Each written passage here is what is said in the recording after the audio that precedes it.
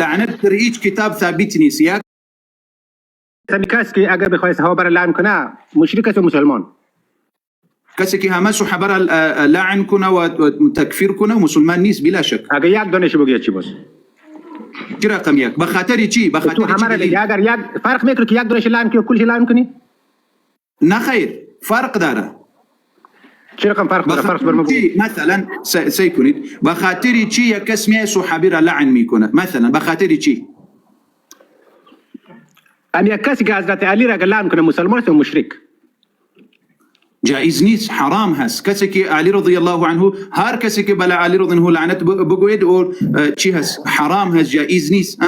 خود جایز نیست یا مشرک است؟ مشرک شرک، شما میفهمی شرک چی هست؟ شرک مشرک است. شما میشیار چرا مشرک میگن؟ اهل تشیع چرا مشرک میگن شما؟ چرا شما صفات خداوند متعال به امام علی دادی؟ کی میگه صفات خداوند به امام علی دادیم ما؟ شما مدد از کی طلب میکنی؟ ما میگیم یا علی مدد. مشکلش در کجاست اینجا؟ خداوند در قرآن چی میفرمایه؟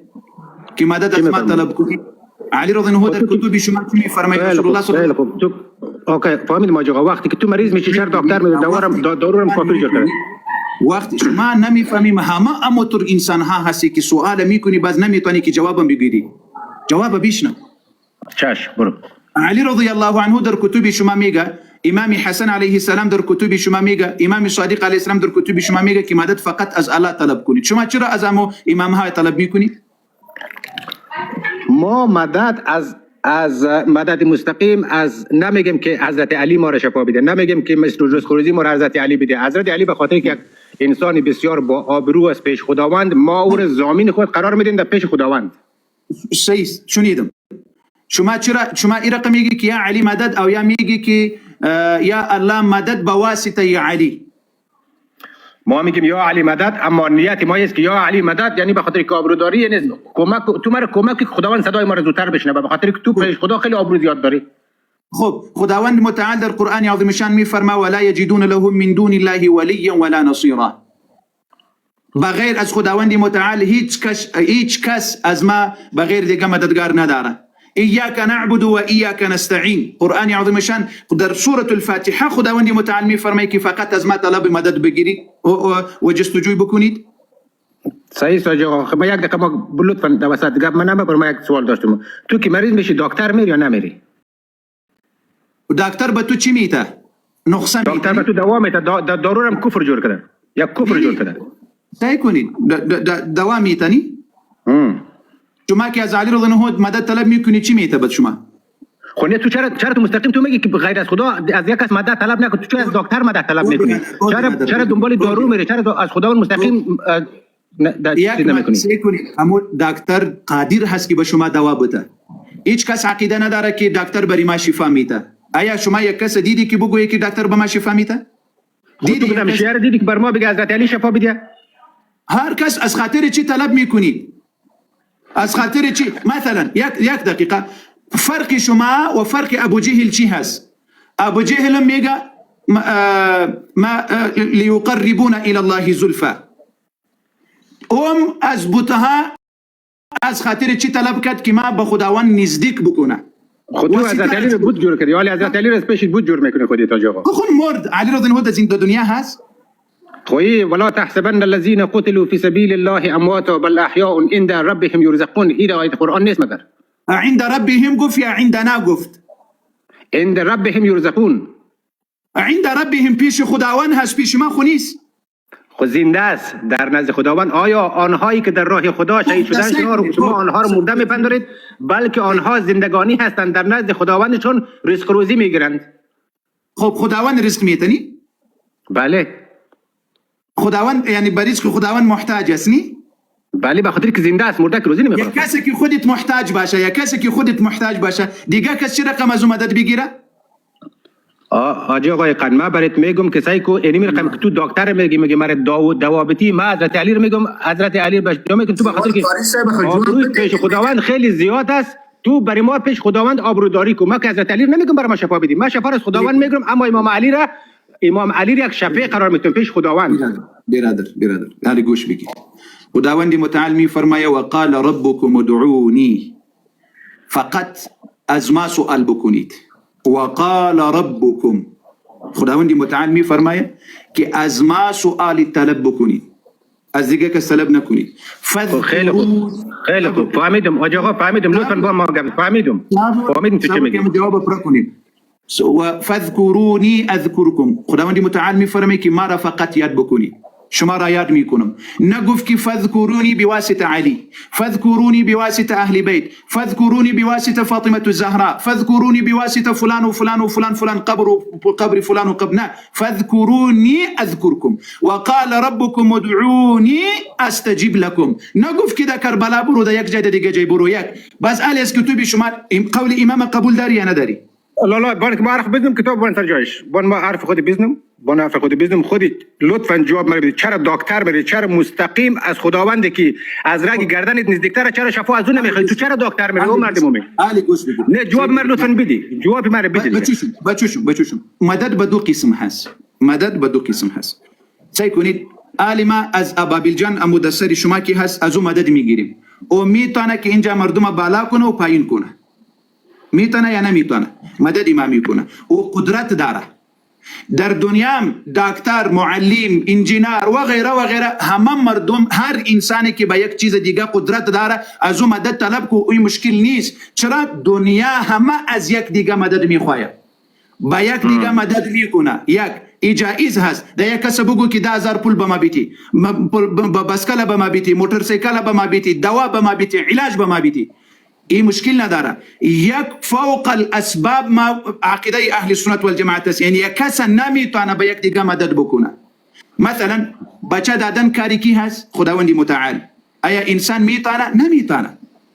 مثلا آل شما بگویید که یا علی مدد، آیا علی رضی الله صدای شما را میشنوه؟ نه خیر، این صفت خداوند است. به خاطر خدا در قرآن گفته که اونا در نزد خداوند زنده است. اگر نمیشنوه مولوی صاحب، تو چرا در تشهد نماز تو چرا در رسول اکرم سلام میکنی؟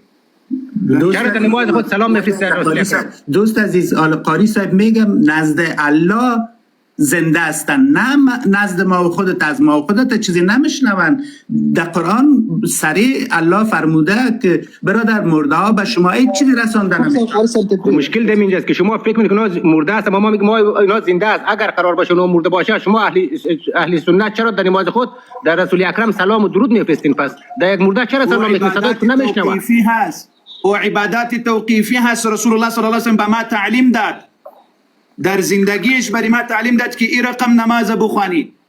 عبادت توقیفی ما عبادت نماز میخوانیم مثل که رسول الله صلی الله علیه و سلم به ما تعلیم داد. آل ما از کتب شما ما مثلا اینجا صبر کنید.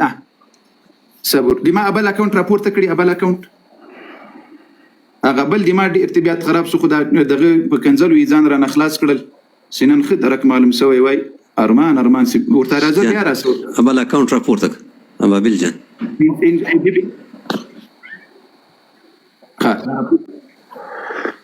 ندر غلی ايوه دقيقة صبر دقيقة لا خبر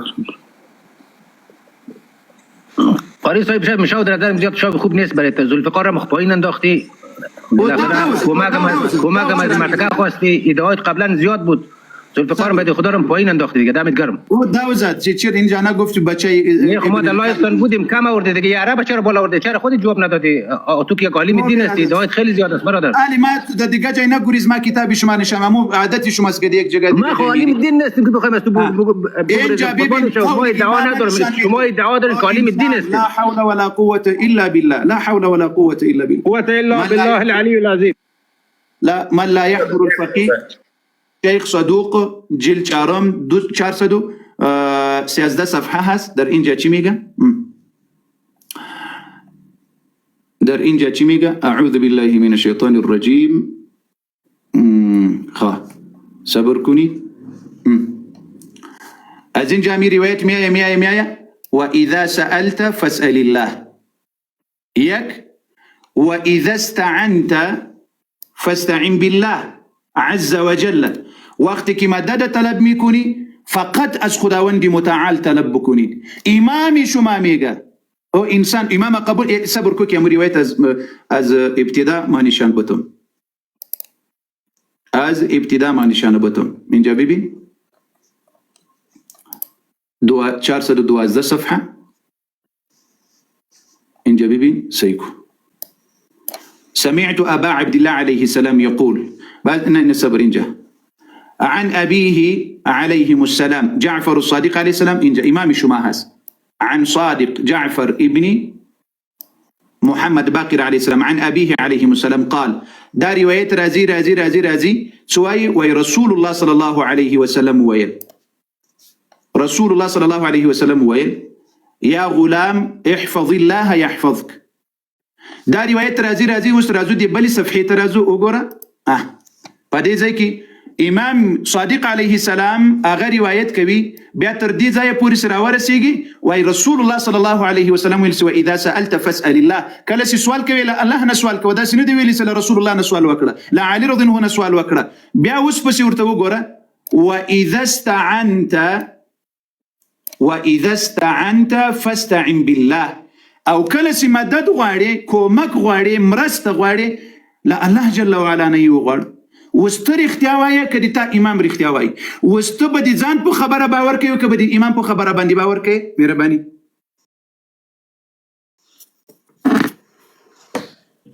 شيخ إياك نعبد وإياك نستعين. الله سبحانه وتعالى قال وإذا سألك عبادي عني فإني قريب. الله يقول فإني قريب أجيب دعوة الداعي إذا شرطية إذا دعاني أجيب دعوته.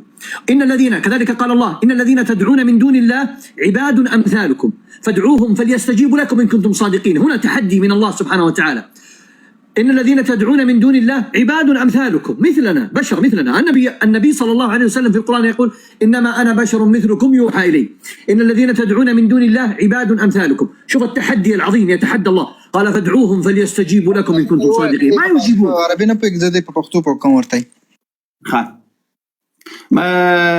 شيخ مشعل بارك الله فيك يا أخي هم ما يعتقد أن علي يعني مثل بني آدم مثلنا. هم يعتقدون أن الإمام علي ليس بشر هو نور. ممتاز نور. النور هذا من الذي أطفأه؟ عبد الرحمن بن ملجم. خب دقتني دقيقة علشان آلی فهمیدی که از امامت و از رسول الله صلی الله علیه وسلم از کتب خودت ثابت کردم که از دیگه انسان مدد طلب نکو. قبول داری قول امام؟ ما تلايف طول بنده ودرسون كمينتونا طول سوا سمني قريسه محترم كمينتونا خلاص کی کمینتونا ما بنده کمینتونا خلاص مایک لطفا مایک بند نکنین لولای قن سایکو مایک هستم نه علی میدونستم که بخوای بر ما یاد چیز بری مکس ولی که دارم یک آدمی عادی هستم. علی از امام شما ما ثابت کردم فهمیدی که ای امام میگه که از دیگه انسان طلب نکنید. قبول دارم ما از انسان دیگه قبول از انسان دیگه ما شفا نمیخوایم. ما حضرت علی علیه السلام را پیش خداوند آبرودار میدانیم او را میگوییم که تو آبروداری که برای ما این عقیده ماست. شما اما عقیده از کجا گرفتی؟ به خاطر که آیه قرآن میگه که از کسی که شهید در راه خدا شده باشه این کس زنده است و صدای تو رو میشنوه. این عقیده همه شهیدا هست. اگر علی یک کس بگویه که ما از همه در راه اسلام که شهید شد شما چرا فقط یا علی مدد میگی دیگه انسان ها در راه خداوند شهید نشد؟ هیچ مقام حضرت علی را کسی نداره که در تاریخ اسلام. در اینجا خونه گفت که ولا تحسبن الذين قتلوا في سبيل الله اموات فقط علی خونه گفت و نه حسن گفت و نه حسین گفت ولا تحسبن الذين قتلوا في سبيل الله امواتا بل احياء عند ربهم. خداوند متعال همه شهدا در راه اسلامی که زنده هست پیش خداوند متعال. نگفت فقط صدای تا میشنوه. کسی که در راه خدا شهید شده صدای تا میشنوه. این آیه قرآن است گفته خداوند است صدای تو رو میشنوه. این که تو قبول نداری من قبول دارم این ما میشنوه. او انسان او دی الله خاطر وکړي خو قسم په خدای د ټولي زبي مو سره ګډوډي سولي. او انسان در آیات کجا گفت که خداوند متعال میگه که شهیدا میشنوه؟ ما میگم زنده است در نزد خداوند زنده است صدای ما رو میشنوه. خب خیر است آج آقای قن آج آقای قن این باور توست که زنده نیست باور ماست که زنده است. این سر جایش کنیم. سوال اصلی مرا جواب ندادی. کسی که حضرت علی را یا صحابه را لعن کنه همین مشرک است یا مسلمان است؟ خب دامی جایی میم شما علی پیشتر گفتی که ما امام علی رضی الله عنه امام میگیم که واسطه را جور میکنیم. خودت گفتی یا نگفتی؟ ما حضرت علی را میگوییم که تو پیش خداوند برای ما آبداری کو، یعنی دعا کنه، بخاطر که خدا خیلی آبداری بنده گناهکار. خلاص شد او برادر او بلیز خدا خلاص شد. امام علی به شما گفت که ما را واسطه جور کنید که ما بهترین انسان هستیم، یا امام حسن گفت یا امام حسین، قضیه خلاص شد. کدام امام به شما گفت که ما را واسطه جور کنید، ما پیش خداوند نزدیک هستیم و این رقم هستیم، ما را از ما طلب کنید و ما را واسطه جور کنید؟ کدام امام گفت؟ پیران حضرت یوسف، قصه حضرت یوسف خبر داره آقا. یک پیرانی که یک تیکه است وقتی که چشم حضرت یعقوب شفا داد، آیا حضرت علی مقدار یک تیکه مقامش پیش خداوند نیست؟ او نبی بود، او معجزه نبی بود، او انسان، او معجزه پیرانش، نبی یعنی پیران یک نبی از مقام حضرت علی بالاتر است. پیراهنش، خود نبی پیراهنش میگم، پیراهنش. سوال کردم ما از شما و برادری عزیز، دیدین نام شما چی هست؟ نام شما چی هست؟ نام من رجبی. یک آسان سوال کردم از شما، یک آسان سوال کردم. سوال امی است که کدام امام به شما گفت که اهل بیت واسطه جور بکنید پیش خداوند متعال؟ شما رفتی قمیص یعقوب علیه السلام، قمیص یوسف علیه السلام، او معجزه انبیا بود. آیا علی رضی الله نبی بود؟ نه خیر. آیا علی رضی الله معجزه داشته بود؟ نه خیر. علی بری ما بگو که کدام امام گفت که مرا واسطه پیش خداوند متعال جور کنید؟ این سوال تو سید ذوالفقار پرسان که بهتر امور پس بالا بیار عرب. واخنا په دې روایت خبري ورسره کوو د موږ قرضدار پاتې ده. خیلی خوب، خیلی خوب، صحیح است. جواب سوال اولی مرا جواب بده آقا. ببین سوال ما تجربه است، ما میخوایم خود برای خود سوال میکنیم، ما برای کس کار ندارم، بچه‌ش هستم، میخوایم خود ماین خود کلیر کنیم. امی کسی که صحابه را لعن کنه مسلمان است یا مشرک است؟ محترم لك وبوسك. اگر قصدا و عمدا عقیده داشته باشه که صحابه مسلمان نیست و از دایره اسلام خارج است و کافر است، مسلمان نیست. یا کسی که عالم دین مثلا در زمان خود خلیفه زمان باشه، در نماز جمعه یعنی امام جماعت باشه، بازم کسایی که نماز جمع پشتش میخونه وارم تشویق کنه بگین حضرت علی را لعن کنین، همو فرد مسلمان است یا کافر؟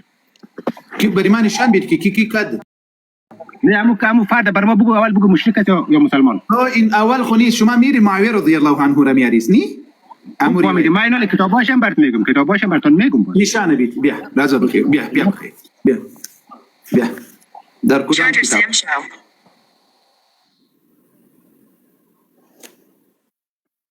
كيف حالك شيخ قاري؟ كيف الحال مشعل حبيبي؟ شيخ مشعل. الله يسددكم ويوفقنا واياكم لكل خير. امين يا رب. يا اخي جاء واحد سيد ذي الفقار يصب ويشتم وما يسمع. يا اخي رايته شيخ الكليني والمجلسي يا شيخ، اسمعك والله يا شيخ، والكليني والمجلسي يا شيخ ضعفوا كتاب الاحتجاج، بل قالوا ان صاحب الاحتجاج يعني فيه جهاله، ولذلك وابن مخنف بعد مجهول وتكلم فيه وقيل أنه ضعيف، فلذلك يعني هو يأتي بروايات باطلة. الأمر الآخر يا شيخ، أنا أريد واحد من الأئمة، يعني علي بن أبي طالب أو الحسين أو الحسن قال مدد يا محمد، أو الحسن والحسين قالوا مدد يا علي، أعطنا إياها. لماذا هؤلاء الأئمة لا يقولون إلا مدد يا الله وأنت تقول مدد يا حسين؟ حسين ما قال مدد يا علي ولا قال مدد يا محمد. إذا من قدوتك أنت؟ من الذي شرع لك أن تقول مدد؟ هل هو الحسين؟ أعطني دليل. الحسن أعطني دليل. علي بن أبي طالب أعطني دليل. محمد صلى الله عليه وسلم أعطني دليل. الله أكبر. لكن ذو الفقار سباب وجاهل. رجبی کتاب نشان بدی. لالا کند با منجا در صحیح مسلم هست برادر، در چیزی تبری هست، در کتابای اهل سنت در خیلی کتابای معتبرش همین روایت هست. این مسلم هست، نشانه بیتید. نه صاحب کلمه برای دا اوس تاسو وګورئ، کنزلیم دوی کړي، توهینم دوی کړي او پراریسیم دوی دی لایف نه په کنزل ویزانم خلاص کړي. د یو روایت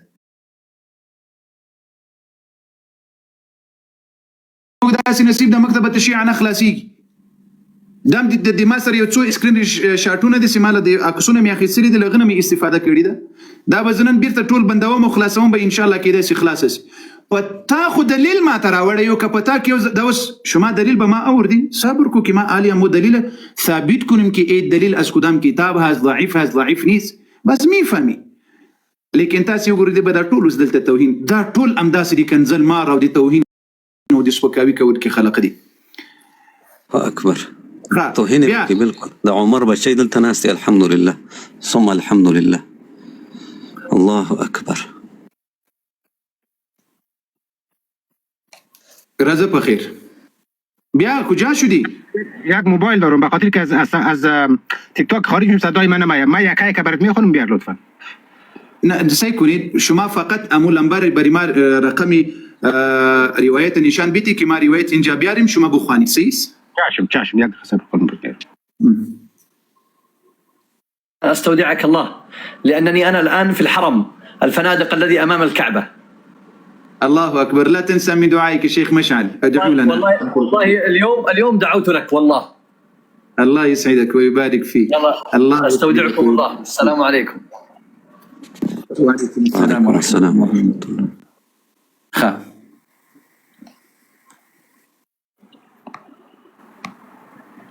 رضا بخیر. تو در کامپیوتر خود پیشته است آقای قندروت است؟ پیش ما هست. کامپیوتر بیار نوشته بود بزن گوگل بزن امیر روایت بزن. امیر به خاطر که ما خب گفتم نه عالم دین هستم و نه برای جربه آمدیم. تو خودت بزن در اینترنت بزن که آیا معاویه حضرت علی را در زمان خلافت خود لعن کرد یا نه. ببین چقدر از کتابای صحیح صحیح مسلم صحیح بخاری طبری کلشون میایلن. به خاطر که ما در این کامپیوتر دستی ندارم خودتون کلتون میفهمین که میگه بس اما چرا منکرش میشین؟ او برادری عزیز مسلم پیش در دست ما هست. در دست ما هست. پیشتر گفتی که در مسلم هست. اونجا اگر به ما ثابت کردی که علی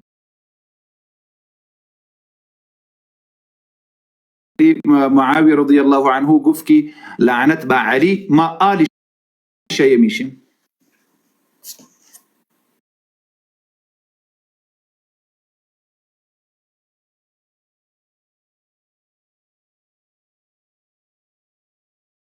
مسلمان حقیقی برادر خوشی است الحمدلله شهد و امامی حق است. ما 12 امامه میشیم. بیا که علی معاویه رضی الله عنه گفته باشه که لعنت به سر علی.